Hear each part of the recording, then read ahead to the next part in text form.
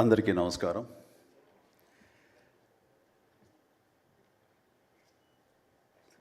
దిగ్దర్శకులు రాఘవేంద్ర గారు, కోదండరామరెడ్డి గారు,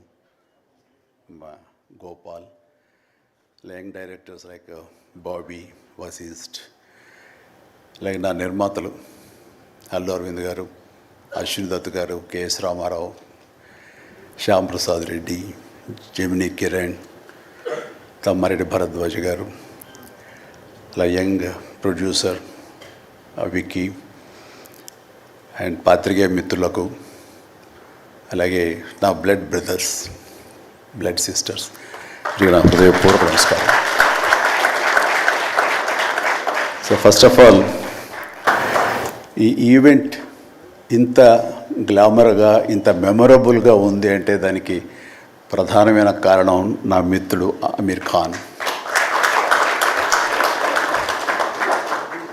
అమీర్జీ, thank you so much. And with a small message and a phone call, you made it. And your presence made this moment as a memorable moment. Really, thank you so much. And I never forget this gesture from your side. And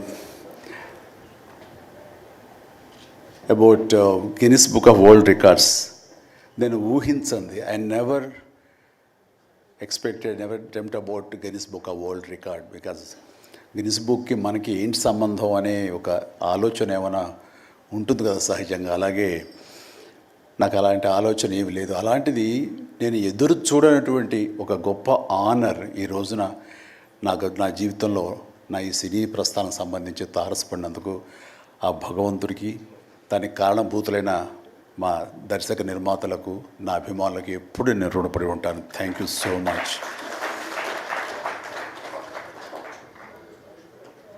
నాకు dances మీద, బహుశా నటన కంటే కూడా ముందు నుంచి కూడా dances మీద నాకున్నటువంటి ఇంట్రెస్ట్ ఈ రోజున ఈ అవార్డు వచ్చేలా చేసిందా అని నాకు అనిపిస్తుంటుంది. ఎందుకంటే ముందు నటనకి శ్రీకారం చుట్టే కంటే, ఓనమాలు దిద్దుకునే దానికంటే నేను ఫస్ట్ డ్యాన్స్కి నేను ఓనమాలు దిద్దానేమో అనిపిస్తుంటుంది. నా చిన్నప్పుడు మా చుట్టూ ఉండే వాళ్ళని ఎంటర్టైన్ చేయడం కోసంగా ఈవినింగ్ అయ్యేసరికి అప్పట్లో ఉండే వివిధ భారతి కానీ, లేకపోతే శ్రీలంక సిలోన్, రేడియో సిలోన్ కానీ, వీటిల్లో వచ్చే కొన్ని తెలుగు పాటలకి అదే మా source of inspiration. I mean recording songs అవి రావడానికి. అప్పుడు గ్రామ్ ఫోన్లు కానీ, టేప్ రికార్డులు కానీ ఇవన్నీ కూడా ఉండే పరిస్థితి కాదు ఆర్థికంగా. అలాంటి వారానికి ఒకసారి రేడియోలో ఎప్పుడు పాటలు వస్తాయా అని అందరూ ఎదురు చూసేవాళ్ళు. రాగానే శంకర్బాబుని పిలవండి, డ్యాన్స్ వేస్తాడు, మనల్ని అలరిస్తాడని వాళ్ళందరూ ఉత్సాహంగా ఉంటే వాళ్ళ ఉత్సాహానికి నేను మరింత ప్రోత్సాహంగా తీసుకుని దాన్ని డ్యాన్స్లు వేస్తుండేవాడిని. అట్లాగా అవి డ్యాన్సులు అంటారా, బాడీ కదలిక అంటారా ఏమో తెలియదు, ఒక ఎనర్జీగా అవి ప్రజెంట్ చేయటం అనేది ఒక్కడే తెలుసు నాకు. 7th class, 6th class, 8th class ఆ ప్రాంతంలో. ఆ తర్వాత ఎన్సీసీలో చేరిన తర్వాత ఈవినింగ్ క్యాంప్ ఫైర్ టైంలో అందరూ ఎర్లీగా భోజనాలు కానిచ్చిన తర్వాత తిన్న 70 ప్లేట్లు మన అల్యూమినియం ప్లేట్స్, వాటిని తిరగేసి దరువులుగా, డప్పులుగా వాయించుకుంటూ అప్పుడు కూడా డ్యాన్స్ వేస్తూ అందరిని ఎంటర్టైన్ చేస్తూ ఉండేవాడిని. ఆ రకంగా డ్యాన్స్ అనేది నాకు ఇష్టమైనటువంటి ఒక నా అంతర్భాగం అయిపోయింది. అలాగా డ్యాన్స్లు నేను వేరుగా ఎప్పుడు చూడను, ఎప్పుడు హుషారు అసలు. అందుకంటే ముందు లేచిపోయి డ్యాన్సెస్ వేయటం అనేది, మ్యూజిక్ అనుగుణంగా బాడీని మార్చుకోవడం జరిగింది. అంటే ఫస్ట్ పిక్చరు నేను వెళ్ళినప్పుడు అక్కడ సరదాగా నా రూమ్లో నేను డ్యాన్స్ వేస్తుంటే నా కో స్టార్స్ ఆర్టిస్ట్ వాళ్ళు చిరంజీవి డ్యాన్స్ వేస్తాడు అని అంటే అవునా అని వాళ్ళందరూ చేయాలంటే అందులో సావిత్రి గారు ఉండేవారు, రోజారమణి, కవిత, ఇలాంటి యాక్టర్లు అందరూ ఉండేవాళ్ళు, నరసింహరాజు ఇలాంటి వాళ్ళందరూ ఉన్నప్పుడు వర్షం పడుతుంది. ఒక పంచలో డ్యాన్స్ చేయాల్సి వచ్చింది. అది ఈస్ట్ గోదావరి రాజమండ్రి దగ్గర ఒక పల్లెటూళ్ళలో. ఆ పంచలో జల్లు పడుతూ కూడా మొత్తం తడితడిగా ఉండింది. అయినా సరే డ్యాన్స్ అడగడం పాపం ఎవరైనా సరే వెంటనే ఎలాంటి ఇన్హిబిషన్ లేకుండా చేయడం అనేది నాకు అలవాటు. అలాగే టేప్ రికార్డ్ డ్రాయింగ్ చేసి అప్పట్లో డ్యాన్స్ చేస్తున్నాను. మధ్యలో కాల్ జారి కింద పడిపోయాను.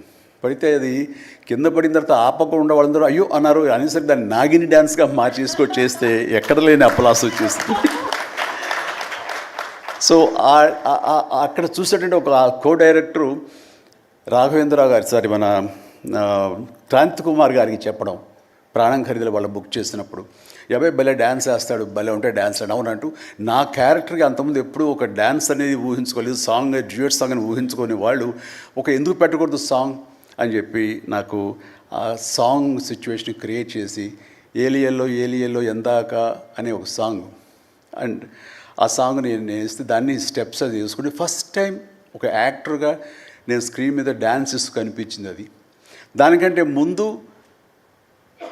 మన ప్రాణం ఖరీదు పునాది రాళ్ళలో కూడా అలాగే ఫ్రెండ్స్ మధ్య డ్యాన్స్ వేస్తూ నేనే సెంటర్ ఆఫ్ అట్రాక్షన్గా ఉంటూ చేశాను.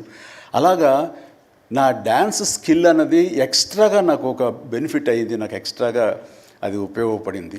తర్వాత అరవింద్ గారికి, జయకృష్ణ ఇలాంటి వాళ్ళందరికీ కూడా తెలుసు. అండ్ లింగమూర్తి గారు ఉండేవారు, ఆయన డిస్ట్రిబ్యూషన్కి చీఫ్.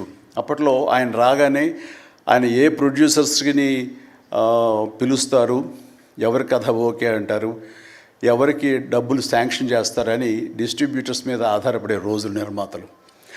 అలాంటి సమయంలో వేరు నాకంటే సీనియర్ హీరోస్, పెద్ద హీరోస్ ఎవరితోటో కథలు అనుకుంటుండగా ఆ చిరంజీవి అని అతను కొత్తగా వస్తాడుగా, అతనితో పెట్టి చేస్తే మీకు ఇంత డబ్బుగా ఇస్తాను, లేదంటే మామూలు అయితే కనుక దాన్ని లిమిటెడ్గా ఇంతే ఇస్తాను అనేసరికి డబ్బు ఎక్కువ ఇస్తానంటున్నారు అంటూ ఆయన లింగమూర్తి గారు నన్ను రికమెండ్ చేసేసరికి నా వైపే అందరూ కలిసి ఇతనే పెట్టుకుందాం అనేవాళ్ళు.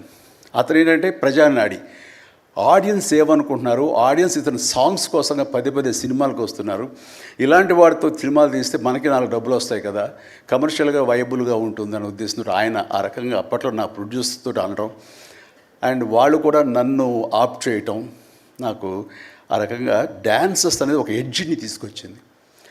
ఆ తర్వాత నా నిర్మాతలు కానీ, నా ప్రొడ్యూసర్స్ కానీ, నా మ్యూజిక్ డైరెక్టర్స్ కానీ, నా కోరియోగ్రాఫర్స్ కానీ వీళ్ళు నా సాంగ్స్ అనేసరికి ప్రత్యేకమైన శ్రద్ధ పెట్టేవాళ్ళు. అంటే మ్యూజిక్ పరంగా కానీ, బీజిఎమ్స్ పరంగా కానీ ఆ సాంగ్స్ అనేవి ఖచ్చితంగా ఉండాలని. దత్తు గారితో నాకు ఎప్పుడు దెబ్బలాటే, ఎందుకంటే 6 సాంగ్స్ ఉండాలేమో బాస్ మనకు అనేవారైనా, లేదు 5 చాలండి, 6వ సాంగ్ ఎప్పుడు కథకి గొడవ అడ్డుపడిపోతుందంటే, లేదు బాస్ అది మీరు అనకండి, ఏ హీరో అయితే ఏమో కానీ మీరైతే మొత్తం 6 సాంగ్స్ ఉండాలి బాస్ అని ఆయన అంటాం. సో 6వ సాంగ్ని ఏదో రకంగా ఒప్పించడం. అలాగే అల్లు అరవింద్ గారు లాస్ట్కి వచ్చేసరికి అత్తగేముడు అమ్మాయి మూడు సాంగే సిచ్యువేషన్ లేదు అక్కడ. అలాంటి చోట ఒక డబ్బు మీద ఒక సాంగ్ను ఆయన క్రియేట్ చేసుకుని అప్పుడు డైరెక్టర్ గారితో కోదండరామరెడ్డి గారు వీళ్ళందరూ కలిపి అనుకుని అత్తగేముడు అమ్మాయికి మొగుళ్ళు ఒక సాంగ్ను